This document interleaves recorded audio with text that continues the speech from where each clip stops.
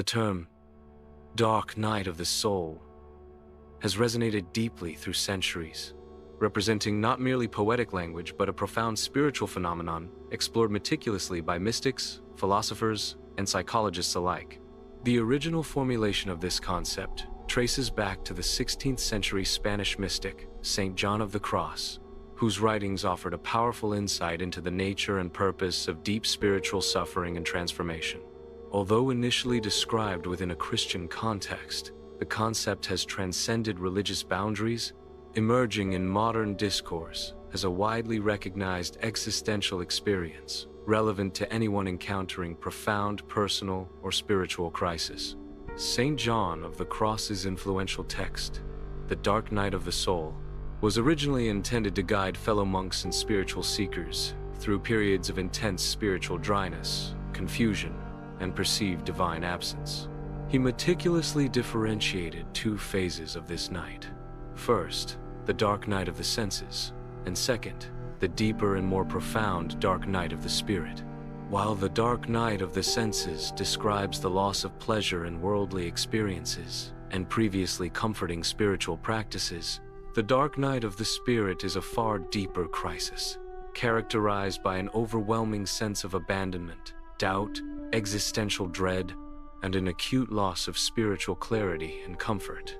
One of the greatest misconceptions about the dark night of the soul is that it represents depression or emotional illness.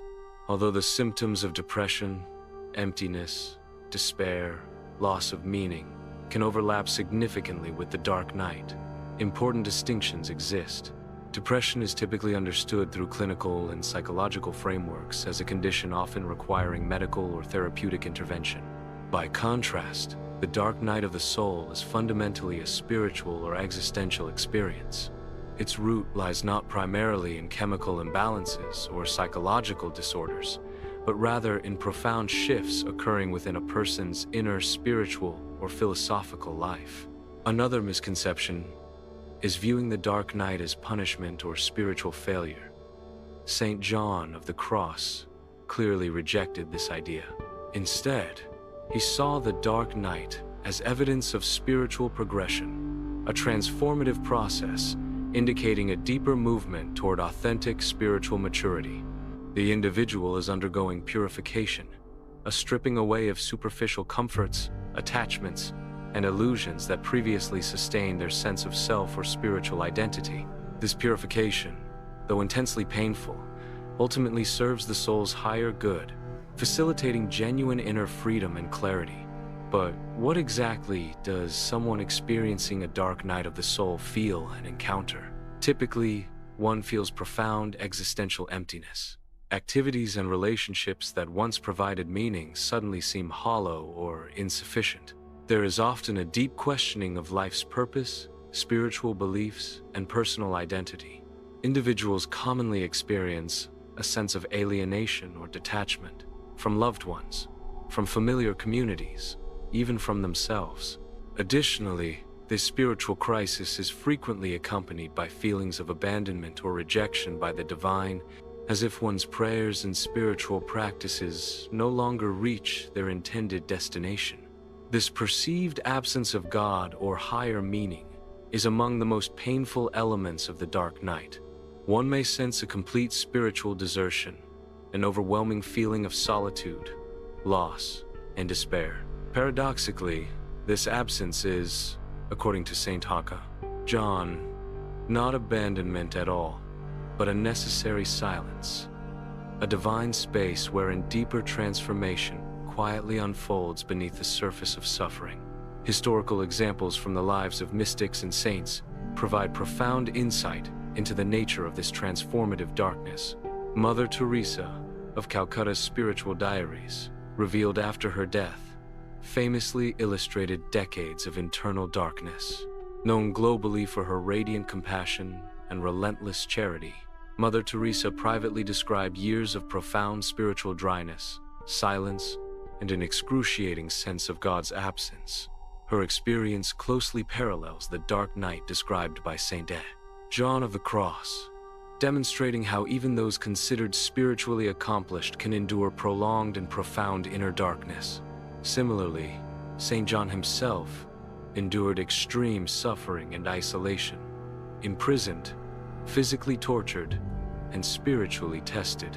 His imprisonment, marked by darkness and deprivation, was not merely physical punishment. It symbolized a deeper spiritual trial through which his own dark night emerged. Yet from this suffering came his most profound insights into the nature of spiritual purification and transformation.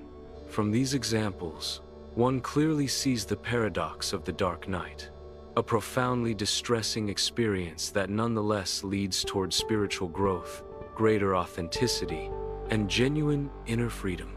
The suffering is not meaningless nor intended to punish. Rather, it strips away superficial attachments, material, emotional, spiritual, revealing a deeper reality, a more authentic relationship with self, others, and the divine. Carl Jung, the influential 20th century psychologist, similarly explored experiences resembling the dark night in his writings on individuation. Jung viewed profound personal crises as necessary moments of growth, forcing individuals to confront suppressed aspects of their psyche, what he termed the shadow.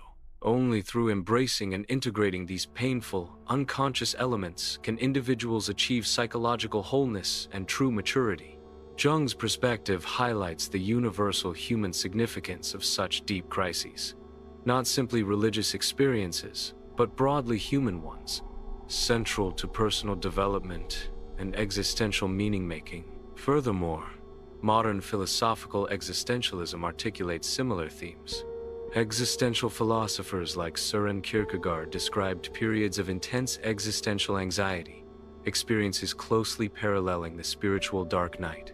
For Kierkegaard, profound anxiety arose from confronting one's freedom and the inherent uncertainty of existence. Such anxiety was not pathological, but deeply meaningful, a sign of authentic existential engagement and spiritual awakening. But why must spiritual growth involve suffering at all? Why should meaningful transformation require periods of profound darkness? Philosophically, this necessity arises from the very nature of growth and maturity. Human beings instinctively resist change, clinging to comfortable illusions and identities, even when they no longer serve us. Genuine growth thus often requires discomfort, disruption, and sometimes painful dismantling of previous assumptions and identities. St. John of the Cross explained this clearly. The dark night is not arbitrary pain. Rather, it purposefully strips away false attachments, forcing the soul to rely solely upon divine presence and grace, without reliance on comfortable feelings, pleasurable sensations, or familiar beliefs. Through this purification, the soul learns humility, compassion, genuine faith, and authentic spiritual freedom. Once stripped of illusions and false comforts, one emerges from the dark night renewed, more compassionate, clearer in purpose, and authentically connected to the deeper reality of existence. Nonetheless, an important caution is necessary. While many experience the dark night as spiritually transformative, this does not imply all suffering should be romanticized. Suffering, whether spiritual or psychological, must be approached with sensitivity and discernment. It is crucial to differentiate spiritually transformative experiences from conditions that genuinely require medical or psychological intervention. Not every dark experience is spiritually transformative, and attempting to impose spiritual meaning onto all forms of suffering can lead to harmful misunderstandings or neglect of necessary treatments. For those currently experiencing the dark night, compassionate encouragement, not platitudes, is crucial. The dark night is indeed painful and confusing, yet it is also temporary and purposeful. Understanding that one is not alone, that many have walked this path and emerged profoundly transformed, can offer comfort without minimizing the intensity of the experience. Those experiencing the dark night benefit immensely from compassionate companionship, patient listening, and gentle guidance. Practical support from trusted spiritual mentors, counselors, or therapists often proves invaluable, helping individuals navigate their confusion and pain responsibly and effectively. Ultimately, the dark night of the soul remains a profoundly human and spiritual phenomenon, one whose significance and potential cannot be underestimated. Far from a mere metaphor or poetic phrase, it represents a vital dimension of human spiritual and existential growth, capable of leading individuals toward genuine authenticity, compassion, and spiritual maturity. Yet it requires careful discernment, compassionate support, and patient endurance. As St. John himself encouraged, one must trust quietly, patiently, even through darkness, knowing that dawn inevitably follows night. Through this process, painful though it is, emerges clarity, authenticity, and a deeper spiritual maturity than previously imagined possible. In the words of St. John of the Cross, "To come to be what you are not, you must go by a way in which you are not." Thus, embracing the darkness with patience, humility, and compassion, we move toward profound spiritual awakening, emerging from the dark night genuinely transformed, authentically alive, and deeply connected to the true essence of life itself.